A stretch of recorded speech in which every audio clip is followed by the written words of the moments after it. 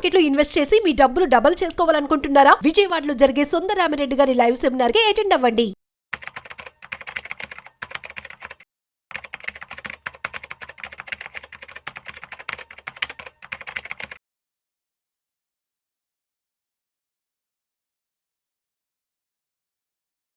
Hello నమస్తే, welcome to Suman TV. ప్రస్తుతం మనతో సీఏ దుర్గాంజలి గారు ఉన్నారు. వీరితో ఈరోజు మాట్లాడి మనం ట్యాక్సేషన్ అంటే బడ్జెట్ మనకి రిలీజ్ అయిన తర్వాత ఎలాంటి చేంజెస్ జరిగాయి అవన్నీ కూడా తెలుసుకుందాం.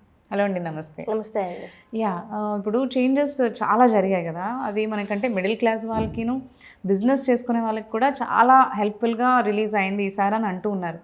అయితే ఇలాంటి టైంలో ఇప్పుడు మనకు కొన్నిసార్లు ఏంటంటే రెంటల్ ఇన్కమ్స్ కానీ లేదంటే మనకి హౌస్ ప్రాపర్టీస్ మీద కానీ ఏం చేంజెస్ జరిగాయి, వీటి గురించి ఈరోజు మాతో చెప్తారు.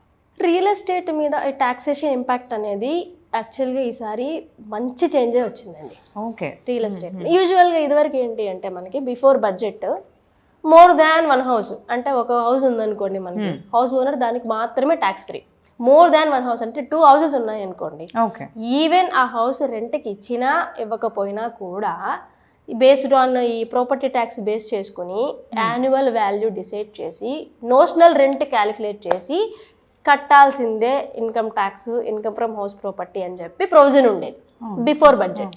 కానీ ఆఫ్టర్ బడ్జెట్ మీరు 2 houses వరకు ట్యాక్స్ ఫ్రీ తీసుకోవచ్చు, ట్యాక్స్ ఎగ్జెంప్షన్ తీసుకోవచ్చు అని చెప్పేసి వచ్చింది అనమాట. అది కూడా సెల్ఫ్ ఆక్యుపైడ్ పీపుల్కి మాత్రమే. సెల్ఫ్ ఆక్యుపైడ్ అంటే రెంట్కి ఇవ్వకపోతే కనుక, ఫర్ ఎగ్జాంపుల్ మీకు 2 houses ఉన్నాయి, ఒక హౌస్ మీకు ఉంటున్నారు, ఇంకో హౌస్ ఉండట్లేదు, ఖాళీగా ఉంచారు, రెంట్కి ఇవ్వలేదు. రెంట్కి ఇస్తే ఖచ్చితంగా మళ్ళీ ట్యాక్స్ కట్టాలి. రెంట్కి ఇవ్వలేదు, అలా ఖాళీగా ఉంది, ఏ బిజినెస్ పర్పస్కో ఏ ప్రొఫెషన్ పర్పస్కో మీకు అటు ఇటు వెళ్తూ ఉన్నారు, 2 మీరే ఉంటున్నారు, మీ పేరెంట్స్ ఉంటున్నారు, లేకపోతే అలా అనుకోండి ఫర్ ఎగ్జాంపుల్. ఈ రోజుల్లో కామన్ కదా నౌ డేస్. సో దట్ అందుకు ప్రాక్టికల్గా ఆలోచించి ఈ నోషనల్ రెంట్ ఎలా 2వ హౌస్ మీద పెట్టడం కరెక్ట్ కాదు అని చెప్పి అది రిమూవ్ చేసి ఇప్పుడు ఈ 2 houses ట్యాక్స్ ఫ్రీ అనమాట. ఈ 2 houses మీరు ఎటువంటి ట్యాక్స్ కట్టాల్సిన లేదు. కానీ 2 houses కంటే ఎక్కువ ఉంటే 3rd house మీద మళ్ళీ కాన్సెప్ట్ అప్లై అవుతుంది. మళ్ళీ దాని యాన్యువల్ వాల్యూ తెలుసుకొని యాన్యువల్ వాల్యూ క్యాలిక్యులేట్ చేసి నోషనల్ రెంట్ అంటే మీకు వచ్చినా రాకపోయినా, రెంట్కి ఇచ్చినా ఇవ్వకపోయినా, మీరు ఖాళీగా ఉంచుకున్నా లేకపోయినా కూడా నోషనల్ రెంట్ అని చెప్పి దాని మీద ఇన్కమ్ ట్యాక్స్ రిటర్న్ మీరు ఫిల్ చేసి దాని మీద ట్యాక్స్ కట్టాల్సి ఉంటుంది అనమాట. ఏంటి ఇప్పుడు రిలీఫ్ ఏంటి అంటే అట్లీస్ట్ 2 houses వరకు ఇచ్చారు రియల్ ఎస్టేట్. అది బూస్టే. ఎందుకంటే కొంతమంది ఏం చేస్తారు, యూజువల్గా ల్యాండ్ లార్డ్స్ ఇలాంటి ఇబ్బందులు ఉంటున్నాయి అని చెప్పి నోషనల్ రెంట్ ఇవన్నీ ఎవరు క్యాల్కులేట్ చేస్తారని ప్రాపర్టీ చూపించట్లేదు ఇన్కమ్ ట్యాక్స్ రిటర్న్లో. అసలు మాకేం లేదు, ఒక హౌసే ఉందని చెప్పి చూపించుకుంటున్నారు. దానివల్ల ఏంటి ప్రాక్టికల్ ఇబ్బందులు కొంతమందికి. రేపొద్దున ఏ బ్యాంక్ అసిస్టెన్స్ బ్యాంక్ లోన్ తీసుకోవాలంటే ప్రాపర్టీ చూపించడానికి లేదు, చూపిస్తేనేమో ట్యాక్స్ కట్టాలి, ప్రాక్టికల్ ఇష్యూస్ అలాంటి వల్ల. కొంతమంది ఏం చేస్తారు, మాకు అసలు రెంటల్ ఇన్కమే లేదు అని చెప్పి వాళ్ళు క్యాష్ తీసుకుంటూ ఉంటారు. క్యాష్ అసలు తీసుకోకూడదు, యూజువల్లీ క్యాష్ తీసుకోకూడదు.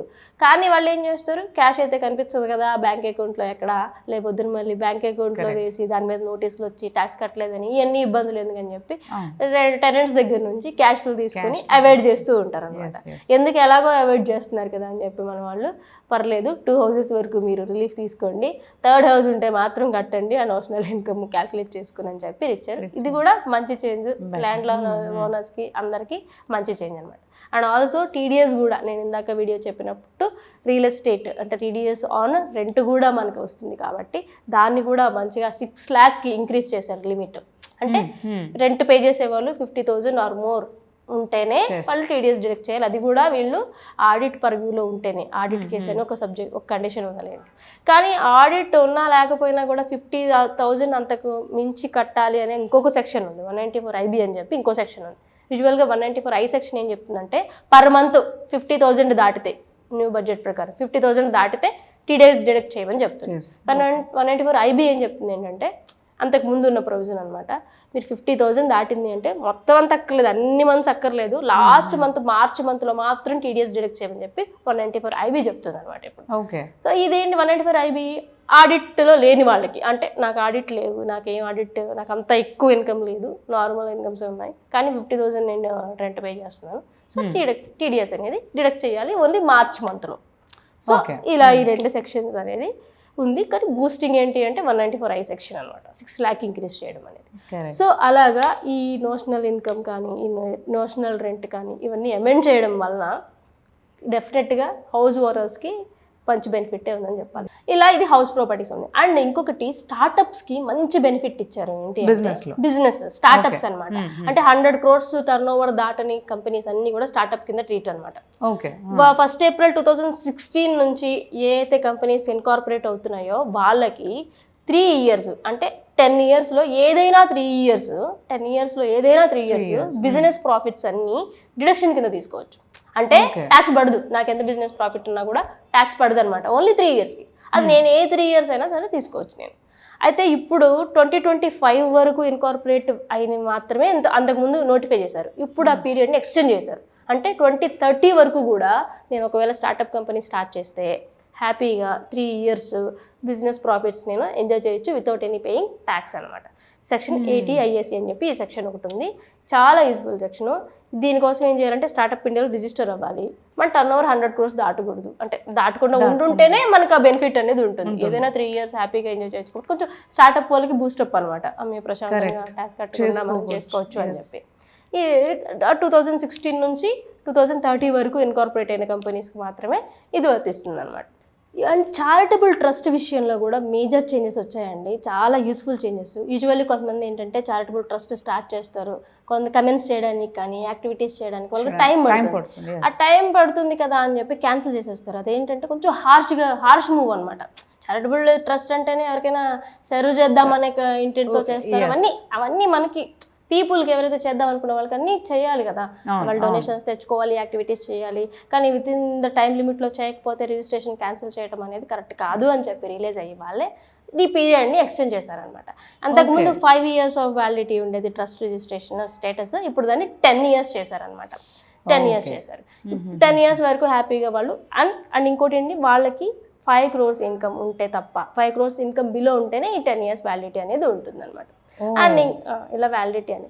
సో చారిటబుల్ ట్రస్ట్ ఎవరైతే రన్ చేసుకుంటున్నారో వాళ్ళు ఇన్ కేస్ వాళ్ళది రిజిస్ట్రేషన్ అనేది ఎక్స్పైర్ అయిపోతుంది, వ్యాలిడిటీ తగ్గిపోతుంది అనుకున్నప్పుడు కంగారు పడాల్సిన అవసరం లేదు. నెక్స్ట్ ఇయర్ నుంచి ఈ అమెండ్మెంట్ 1st April 2025 నుంచి స్టార్ట్ అవుతుంది. సో ఈ బిలో కనుక ఒకవేళ వాళ్ళు 5 years అయిపోతుంది 5 years అనుకుంటే ఈ టైం పీరియడ్లో రిజిస్ట్రేషన్ అనేది రెన్యూవల్ చేసేసుకోవడం బెటర్. కానీ ఆఫ్టర్ 1st April 2025 తర్వాత ఎవరైతే చేస్తున్నారో వాళ్ళకి 10 years వ్యాలిడిటీ ఉంటుంది, ఇబ్బంది ఏమీ ఉండదు.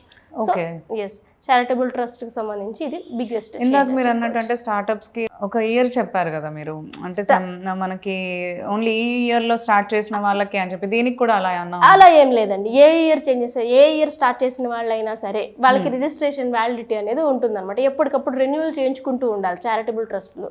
కంపెనీ లాగా కాదనమాట. కంపెనీస్ ఏంటంటే యాన్యువల్ ఫైలింగ్స్ చేసుకుంటే సరిపోతుంది, ప్రతి ఇయర్ దాన్ని ఇన్కార్పొరేట్ చేసుకోవాల్సిన అవసరం లేదు. ట్రస్ట్లు అలా కదా, మనకి ఎప్పటికప్పుడు పర్టికులర్ పీరియడ్ తర్వాత రెన్యువల్ చేసుకోవాల్సి ఉంటుంది ఆ స్టేటస్. ఎందుకంటే రన్ అవుతున్నాయో లేదో తెలియదు కదా. ట్రస్ట్లు అనేది సెన్సిటివ్ విషయం. ట్రస్ట్ అనేది ఇది పబ్లిక్ ఫండ్స్ ఉండొచ్చు, పబ్లిక్ గురించి సర్వ్ చేసేది ఉండొచ్చు. సో ఆ యాక్టివిటీస్ గవర్నమెంట్ అనేది వాటిని ప్రాపర్గా మానిటర్ చేస్తుంది అనమాట ట్రస్టుల్ని. అవును, వీళ్ళు నిజంగా యాక్టివిటీస్ చేస్తున్నారా, ఫండ్ ఎంత కలెక్ట్ చేస్తున్నారు, వీళ్ళకి యాక్టివిటీస్ చేసేటప్పుడు వాళ్ళకి ఇన్కమ్ ఎంత వస్తుంది, ఇవన్నీ కూడా వాళ్ళు చెక్ చేసుకొని అది ట్రస్ట్ రెన్యూవల్ చేయాలా వద్దా అనేది డిసైడ్ అవుతారు. సో ఈ కేసెస్లో ఏంటి అంటే ఇప్పుడు 10 years వరకు దాన్ని ఇంక్రీజ్ చేసి 10 years ఒకసారి రిజిస్ట్రేషన్ చేసుకుంటే 10 years వ్యాలిడిటీ ఉంటుంది, దాని తర్వాత మళ్ళీ రెన్యూవల్ చేసుకోవాలన్నమాట. అలా. Thank you. హాయ్, మొట్టమొదటిసారిగా మన విజయవాడలో క్లాస్ రూమ్ ట్రైనింగ్ అండి, 1 day క్లాస్ రూమ్ ఎన్విరాన్మెంట్లో ఆఫ్లైన్ వెబినార్ జరగబోతుంది. అండ్ ఇంట్రెస్ట్ ఉన్న పార్టిసిపెంట్స్ ఈ కింద స్కూల్ అవుతున్న నెంబర్కి రింగ్ చేసుకొని సీట్ బుక్ చేసుకోండి. దీంట్లో ETFs, index funds and mutual funds మీద completely and hand holding experience మీకు ప్రొవైడ్ చేయబడుతుంది. దీని ద్వారా ఏంటంటే మనం ఎసెట్స్ని స్టాక్ మార్కెట్లో ఎలా మేనేజ్ చేసుకోవాలి, ఎలా గ్రో చేసుకోవాలి, ఎలా ప్రొడక్ట్ చేసుకోవాలో అంటే ప్రాక్టికల్గా నేర్చుకుంటారు. అండ్ ఇప్పటి వరకు మనం ఆన్లైన్లోనే మీరు అటెండ్ అవుతున్నారు. ఇక నుంచి మీరు మన విజయవాడ సిటీలోనే అండ్ లైవ్లో క్లాస్ రూమ్ ఎన్విరాన్మెంట్లో నేర్చుకునే ఛాన్స్ దొరుకుతుంది. కాబట్టి ఇంట్రెస్ట్ ఉన్న పార్టిసిపెంట్స్ కింద స్క్రోల్ అవుతున్న నెంబర్కి పింగ్ చేసి సీటు రిజర్వ్ చేసుకోండి. Thank you.